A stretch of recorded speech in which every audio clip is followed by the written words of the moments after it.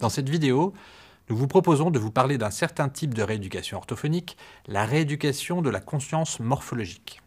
Mais tout d'abord, qu'est-ce que la conscience morphologique ? La conscience morphologique peut être définie comme la notion qu'a un individu de la structure morphémique des mots, c'est-à-dire de sa capacité à réfléchir sur les morphèmes constituant les mots de sa langue et à la manipuler explicitement.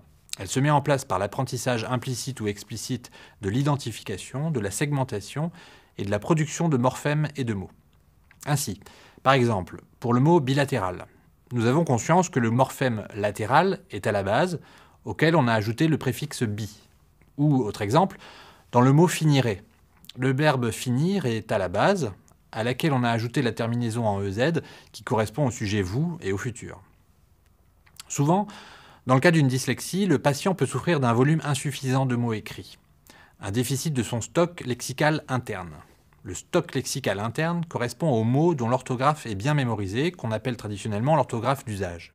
L'entraînement de la conscience morphologique va permettre alors d'augmenter ce volume, mais surtout de mieux l'organiser afin que le patient puisse lui-même plus facilement enrichir ce stock tout au long de sa vie. Afin de mettre en place ou renforcer cette organisation, l'orthophoniste va tenter de faire prendre conscience au patient que l'orthographe n'est pas due au hasard et que la grande majorité des mots peut être classée selon leur origine. On apprend à l'école que le mot « dent » prend un « t » parce qu'il permet de former des mots de la même famille tels que le mot « dentiste » ou « dentifrice », dans lequel on entend la lettre muette « t » du mot « dent ». Mais ce lien morphologique n'est pas toujours aussi explicite. Il est ainsi moins évident de savoir que l'on retrouve le « g » et le « t » muet de « doigt » dans le mot « digital ». Un exemple d'exercice classique consiste à trouver les mots d'une même famille. Avec cet exercice, on peut établir des règles qui s'appliquent très souvent. Les préfixes ont un sens, et en les identifiant, on saura plus facilement les écrire le mot racine et ses dérivés. En séance, on peut ainsi s'amuser à détecter les préfixes et ceux qui n'en sont pas. Est-ce que les « en » de « empailler »,« embarquer »,« employer » sont tous des préfixes ? Quel est le point commun, les différences, et la racine de « décoloration » et « multicolore » ?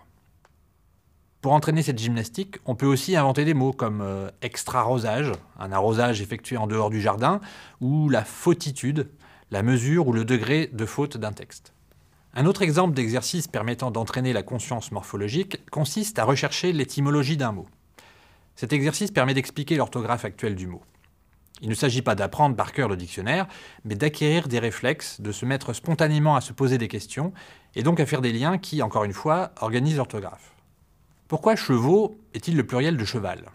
Eh bien, parce qu'à une époque de l'histoire, on prononçait les chevals, plutôt chevals, et que ce son AO a fini par être écrit phonétiquement AULS, qui a ensuite été écrit AUX. Pourquoi nocif prend-il un C ? Eh bien parce qu'il vient du latin nocere, qui signifie faire du mal. C'est ainsi qu'un innocent, celui qui n'a pas fait de mal, prend aussi un C. Pourquoi le mot adjectif porte-t-il ce nom ? Parce que adjectif vient du latin ad, à côté, et jacere, jeter. L'adjectif est dans d'autres termes jeté à côté du nom. Entraîner ainsi la conscience morphologique est important, car des études récentes suggèrent que les individus présentant ou développant de bonnes compétences morphologiques seraient mieux armés pour faire face aux difficultés de lecture et écriture que génère la dyslexie. Ils s'appuieraient alors sur ces compétences morphologiques pour contrer leurs difficultés et, par exemple, accéder à la reconnaissance des mots écrits. Ces exercices sont faits en séance avec l'orthophoniste. L'orthophoniste explique d'abord l'objectif, donne quelques exemples, puis vérifie que le patient saisit bien le processus. Ensuite, orthophoniste et patient cherchent ensemble de nouveaux exemples simples, puis le patient prend peu à peu de l'autonomie et réussit à trouver par lui-même de nouvelles règles. Si le patient est suffisamment motivé, on peut fournir alors d'autres exercices du même type qu'il pourra faire seul chez lui. Lors des séances suivantes, l'orthophoniste revient sur ces exercices, prend de nouveaux exemples et discute de ce qui aura été trouvé spontanément par le patient. On peut appliquer ces exercices à des mots et à des textes que le patient a utilisés dans sa vie personnelle, professionnelle ou dans ses études. La répétition est un élément déterminant de la mémorisation, mais elle doit rester stimulante et ludique pour atteindre l'objectif déterminé au départ. La dyslexie est un trouble spécifique des apprentissages perdurant à vie et impliquant de grandes difficultés.